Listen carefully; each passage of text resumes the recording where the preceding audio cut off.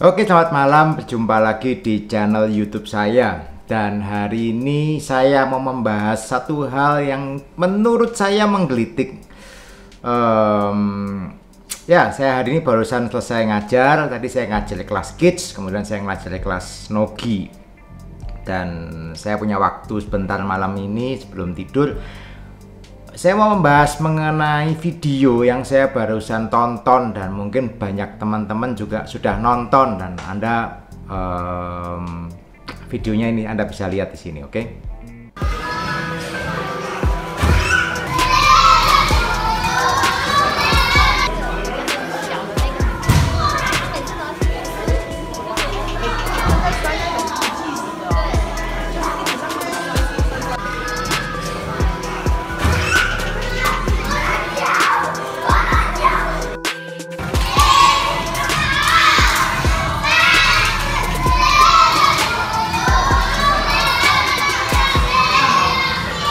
Ya, video tadi menunjukkan bahwa ada seorang anak yang dia umurnya baru 7 tahun kalau nggak salah. Dia ikut kelas judo.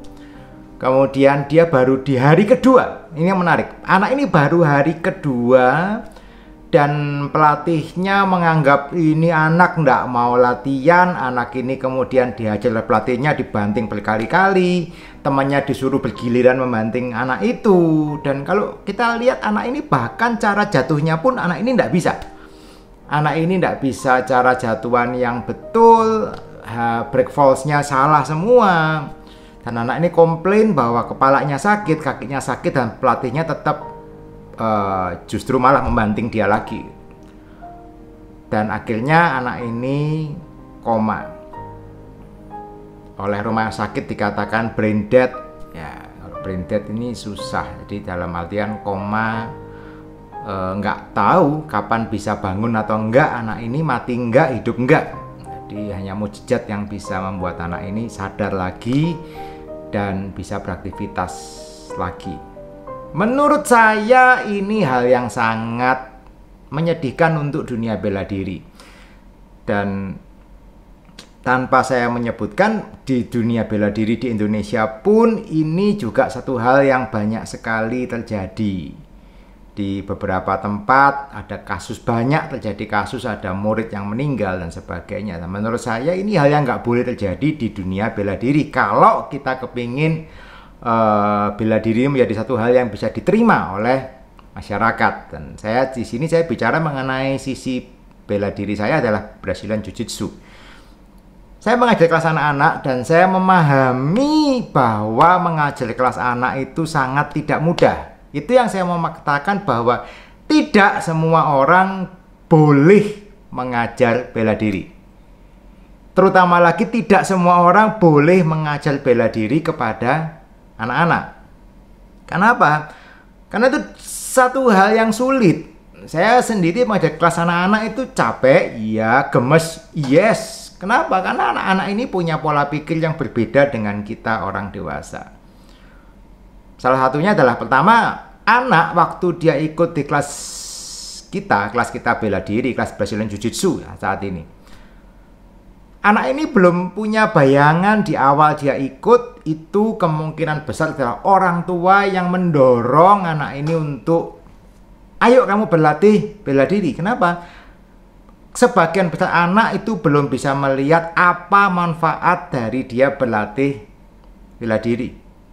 Kalau Anda punya anak atau ponakan atau apalah, dikasih pilihan main-main atau latihan bela diri, saya bisa katakan 8 dari 10 anak itu milih untuk main-main. 1-2 anak mungkin memang dia punya ketertarikan tertentu, dia mau latihan bela diri. Dan itu sudah menjadi awal yang menjadi PR bagi seorang pelatih bela diri untuk membuat anak ini tertarik untuk latihan bela diri. Sedangkan kalau ini anak baru hari pertama, hari kedua Anda langsung kasih bahan yang berat, Anda langsung diajar, kayak kasus yang terjadi di Taiwan tadi. Anak dibanting tanpa tahu cara jatuhan yang benar. Dan akhirnya meninggal, brain dead. menurut saya itu satu hal yang sangat disayangkan. Jadi satu PR buat kita pelatih untuk anak-anak adalah kita bisa membuat anak itu tertarik. Bagaimana anak ini bisa have fun, bagaimana anak ini bisa enjoy untuk dia mau latihan.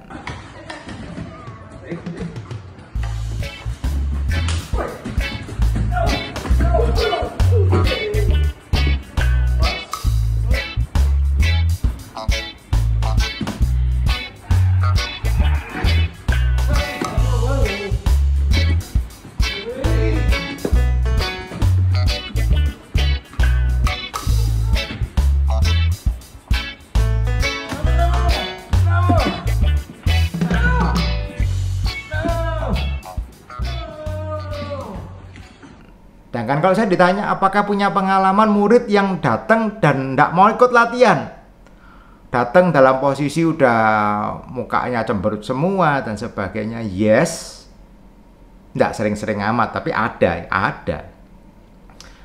So gimana? Ya sudah, kita ajak anak ini latihan sebatas dia mau dulu. Oke.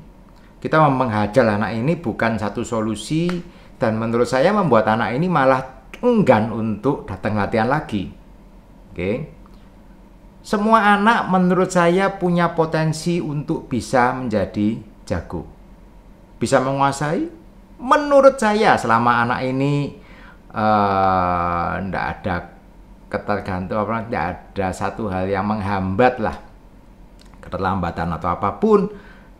Semua anak punya potensi untuk menjadi jago. Walaupun, saat Anda pengajar ada 1-2 anak mungkin yang akan jauh lebih cepat nangkep. Anda ajarin A, bisa. Ajarin B, langsung bisa. C, langsung bisa. Dan Anda bilang, oh ini anak ini bagus. Tetapi, Anda tidak bisa menjadikan anak jago tersebut menjadi satu patokan untuk anak-anak yang lain. Kenapa? Karena semua anak punya level penangkapan yang berbeda. Mereka juga punya atribut fisik yang berbeda. Walaupun umur sama, mungkin sama-sama 8 tahun, 7 tahun, tetapi daya tangkapnya untuk hal-hal seperti itu bisa berbeda dan sebagainya. Tetapi give it time. Oke, give it time. Selambat-lambatnya anak dia dalam menangkap sesuatu materi, tetapi kalau kita bisa membuat dia terus berlatih, bisa nggak anak itu menjadi lebih baik, lebih baik, lebih baik? Saya nggak bicara anak ini menjadi jago seperti ya, yang jadi world champion dan sebagainya, no. Itu butuh talent.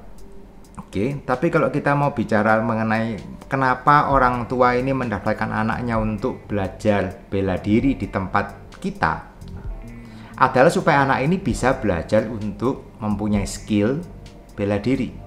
Dan menurut saya untuk punya skill menjadi orang yang bisa untuk bela diri, itu tidak harus anak itu menjadi seorang world champion. Semua orang bisa belajar bela diri. Saya tidak mengatakan bisa jadi juara.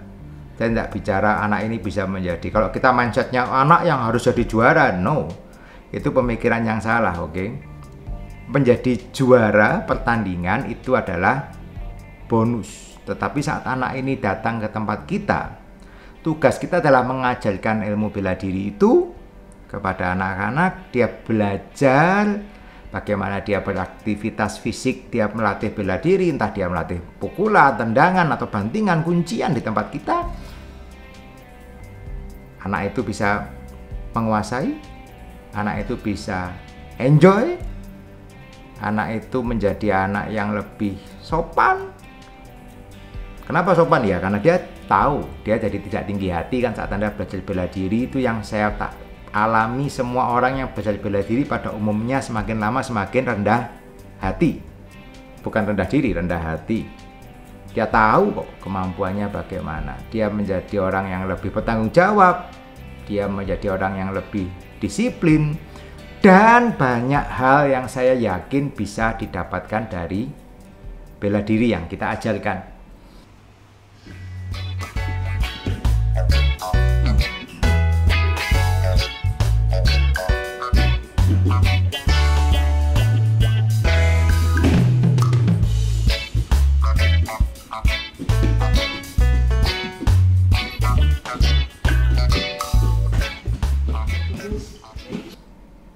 kalau seorang tua ini mendaftarkan anaknya ke tempat kita, kemudian kita pukulin atau kita banting, di kasus tadi dibanting sampai terjadi brain death seperti itu, menurut saya itu adalah satu tindakan yang sangat amat tidak bertanggung jawab.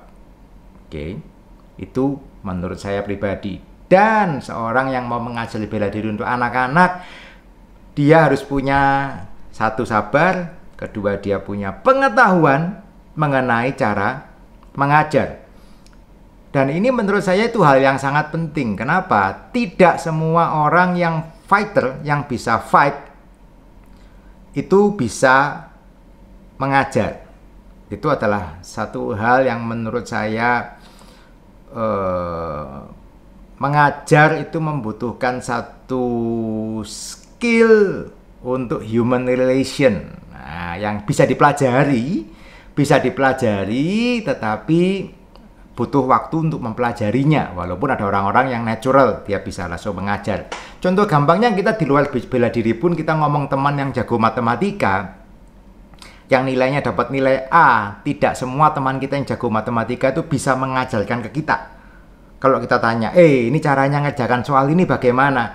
Kalau dia yang menjelasi, orang ini yang menjelaskan, kita bukan tambah ngerti, kita tambah bingung. Tapi ada teman lagi si B yang kalau jelasin, nilainya mungkin nggak jago-jago amat nilainya, tapi kalau dia jelasin ke kita langsung ngerti. Oh, gitu cara ngerjakannya. Oke. Itu adalah salah satu contoh simpel bahwa tidak semua orang yang menguasai, yang dia jago fighter, belum tentu dia punya skill untuk mengajar sesuatu. Oke. It takes some practice, it takes some talents too. Itu menurut saya. So, kesimpulannya apa? Kesimpulannya, tidak semua orang boleh dan tidak semua orang bisa mengajarkan bela diri, dan spesial itu ke anak-anak ya. Jangankan ke anak-anak, mengajarkan ke orang dewasa pun tidak semua orang bisa sebetulnya. Tetapi orang dewasa, mereka punya pertimbangannya sendiri-sendiri. Sedangkan anak itu adalah titipan dari orang tua kepada kita yang melatih itu, untuk kita memberikan yang terbaik untuk anak-anak itu. Oke, saya yakin semua pelatih punya maksud yang baik. Kita semua yang melatih punya tujuan yang baik, tetapi kita juga harus make sure bahwa cara yang kita pakai adalah cara yang baik dan cara yang benar. Oke, semoga lebih banyak anak-anak yang mau berlatih dan bela diri apapun di Indonesia terutama, dan juga semoga kita semua punya next generation yang bisa meneruskan apa yang kita pelajari. Dan itu aja pesan dari kita. Oke guys, tetap berlatih. Untuk teman-teman pelatih, kita tetap melatih dengan semangat. And see you on the mat guys. Terus.